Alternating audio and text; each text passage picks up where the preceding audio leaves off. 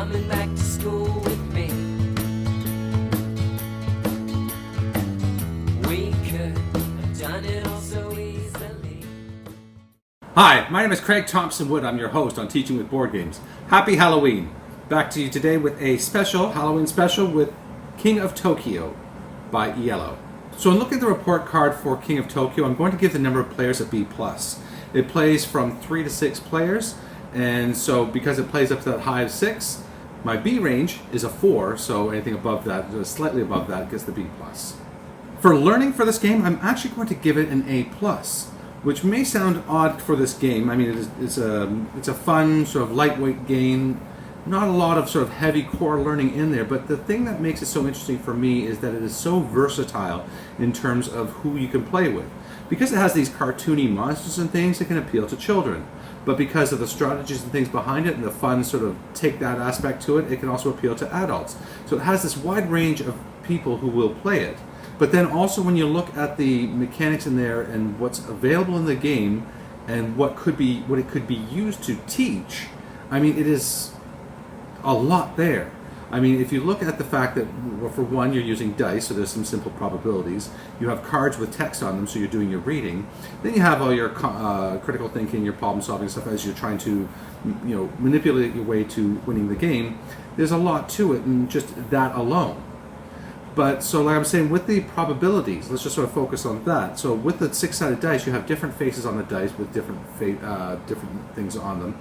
So if working with a very young student, you might be asking them, like, what is my probability of rolling a 3 on one of the dice? Well, there's only 1 3 on any of the dice, so your chances of rolling that on any one dice are 1 in 6. As you start to get to higher levels of student thinking, you can start to ask them, what about rolling, 2 hearts on the dice? Well, that's a 1 in 6 with a 1 in 6 becomes a 1 in 36 chance to roll 2 hearts on just 2 dice.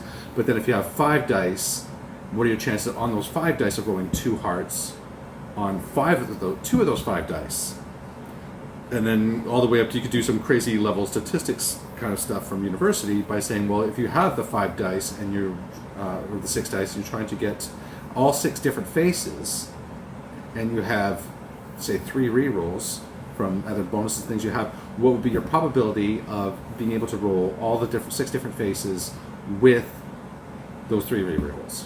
So that's something that's way beyond my level to figure out, but you see how it has that kind of potential to teach all kinds of things. So a statistics professor might look at this kind of thing and introduce the game, have the students play it, and say, hey, this is fun, this is cool, get into the game, and then start to introduce the problems through that and use it as an applicable teaching tool to what they're learning about statistics and probabilities.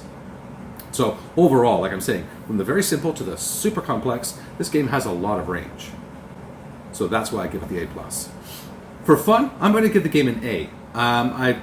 There's not many people I know that have played this game and don't like it. I mean, there's always going to be those people who don't like it. But I mean, overall, this game is a great game. It's a big hit usually when people play it together, and a lot of fun is had through the game. My one caveat for that, though, but if you don't include the power-up expansion to this game, it's like a D or something for me. It's I don't find it nearly as fun. The game becomes very samey. All the monsters feel the same. All the things are the same. It's not. I just really don't enjoy it. Like I'd rather play something else than play this if you're not playing with the power-up expansion. So the power-up expansion is where it has special cards for each of the different monsters. So like King and Robo Bunny and the I can't remember the Godzilla monster, but it's not Godzilla for copyright purposes. They have their own cards, which you can, if you get certain results, you can then power up your monster with these enhancements, which are specific to them, and it just makes the game feel that much. It makes me feel way cooler for me. Like I said, I will not play this game without it. So, yeah. But overall, I think the game is an A for fun. So for time, I'm going to give the game a B+. The game says it's up to 30 minutes, which if you're playing in a game like that, 30 minutes is a super short time to play. That's, I think, a bit on the low side for the time, particularly if you're playing with 6 players. Because the vying for control and getting your points and things, and then people are trying to thwart you from your things. More people trying to thwart you equals longer game. These games can sometimes run a little longer, maybe even upwards of an hour or more. So, depending on the number of players you have, then it is going to be a longer game. But there's a little bit of setup involved too, and cleanup with the dice, the cubes, the cards, and things like that. So it's not. Although it says 30 minutes on the box, I don't feel that that's accurate in terms of how much time you should be allotting to play the game. Because, as I said, for the setup, for the cleanup, and for the play, especially with larger players, it's going to take longer. So, but still quite fast. So it's still a quick game. So B+. But there's always the consideration too that you could modify the expectations of how many points you need to win. So that could then make the game faster if you are trying to do things within a certain time period. So overall, I give it a B+. For cost, I'm going to give the game a B+.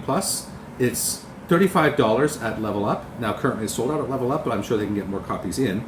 But so $35 for a game like this, particularly when you're playing with that many players, is great. But like I said, you also want to be getting the power-up expansion with it. So that would be an additional cost on top of that. And then there's other expansions and things you can add to it too, which is not necessary, but certainly fun. So not in a very expensive game, and certainly one that I think is worth its price. So let me take this game to the table, and I'll show you how it's played. So this is a setup for a 3-player game of King of Tokyo. Every player is going to choose a character with an appropriate standee and a tracker here. And the trackers have... you want to make sure that the trackers are at 0 stars and at 10 health. Now you see the health can go up to 12, so you may think that's the maximum, but you see that there's also in different, instead of red with white background, they're white with red background. That's because it's special, it's different. You get those through the game. There's a chance to get them through the game. It doesn't often happen at all, so it's just could, and that's why they're there. But everybody's going to start at 10 health and the 0 stars, and you can also take your power-up cards, which I highly, highly recommend, and they have things like permanent evolutions. Pumpkin Jack is special, so he gets gift evolutions. But most people have permanent and temporary evolutions, and I'll explain how you get the evolutions and how those work in just a little bit. So the point of King of Tokyo is, well, to win. And to win, there's 2 ways that you can do that. You can do that by gaining 20 stars, or by knocking out all your opponents. So what you're going to do on your turn is you are going to roll the 6 dice, Yahtzee style, and you're looking for different things. So here, a claw, if you're outside of Tokyo, the claws only hurt who's inside of Tokyo. If you're inside of Tokyo, the claws only hurt everybody who's outside of Tokyo. Seeing as nobody's inside of Tokyo, this means that this claw is not going to do anything. But what it could do is, if nobody's in Tokyo, you need at least 1 claw to move into Tokyo, and you start getting some points for doing that. The numbers here, there's 1s, 2s, and 3s. If you get 3 of them, then you get that many points. So if, we'll say this is King's roll here, King is starting off, and so King's going to keep that for 2 points. The heart, he's not wounded, so it's not going to help him. This lightning bolt will give him a green energy cube, which means that he can start to buy these cards. These cards here are special things that help you, and they have costs associated there.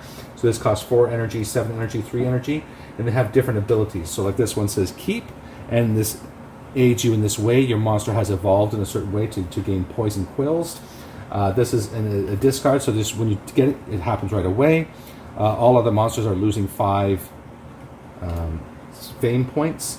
And these ones are special ones that came with the Halloween set that give you costumes, and the costumes give you special abilities, but can also be ripped off you by other monsters if they roll enough claws. So King likes these, so he's going to keep those. But now you can re-roll these dice up to twice. So another energy. The 3 doesn't help here. And so he rolls again, and a 1. So that's no good, because you need at least 3 of the number to get another 1. So if he'd rolled another 2, that would have been another 1. So this would be 2 plus 1 more would have been 3. Because the first 3 dice with numbers that all match, you get that many. For every other dice that matches that, you get 1 more. So he gets 2 fame. So we turn his dial up here for the fame. 1, 2. So he's at 2 fame, 10 health, and he leaves it at that. Then we'll go into Boogie Woogie. Boogie Woogie rolls and gets 3 claws, an energy, a heart, and 2 things there. So not very useful. Boogie Woogie decides he wants to go into Tokyo, so we're going to hold on to those. Actually, you know what? Hold on to the energy and the 1 heart that he had. There we go. Perfect. That's a great roll. So this is what we're going to do. Boogie Woogie's at full health, so why would he want to keep the 3 hearts? Because the 3 hearts allow him to take the top card from his power-up deck. So this is a gift evolution, so this is a special one from the Halloween deck, so he can give this to another player, and it says, I live under your bed. Well, that sounds ominous. The monster who has this evolution rolls 1 less die. The monster who owns this evolution is immune to this effect. Okay, so he's going to give this to the king.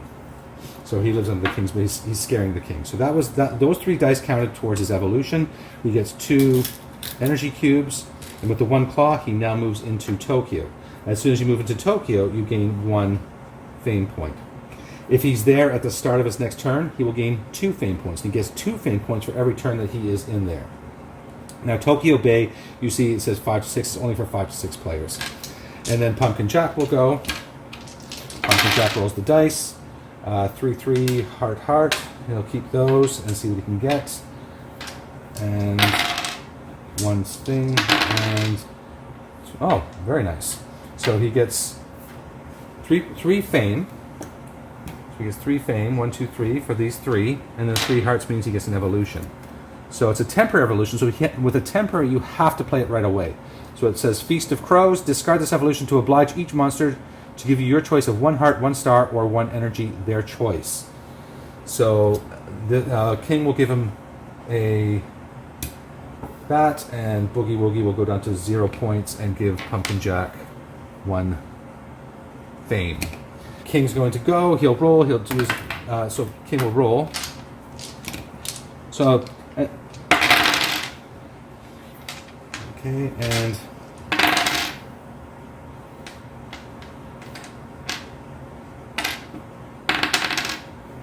okay, so here's what I explained. So with 3 1s, King is getting 1 point. For the additional 1, he gets 1 more point. And so that's 2 more points for King. Goes up to 4. And now King has 2 attacks. So the 2 attacks go onto Boogie Woogie. Boogie Woogie's now taking 2 damage, goes down to 8. Now Boogie Woogie has the option. So Boogie Woogie says, okay, you know what? I'm scared. I'm going to leave. In which case then, with the vacuum, King has to enter. King would now enter Tokyo and get a 5th point. And then play would return to Boogie Woogie. If Boogie Woogie had stayed in there, then it would be his turn. He would then gain 2 fame points right off the bat for the thing.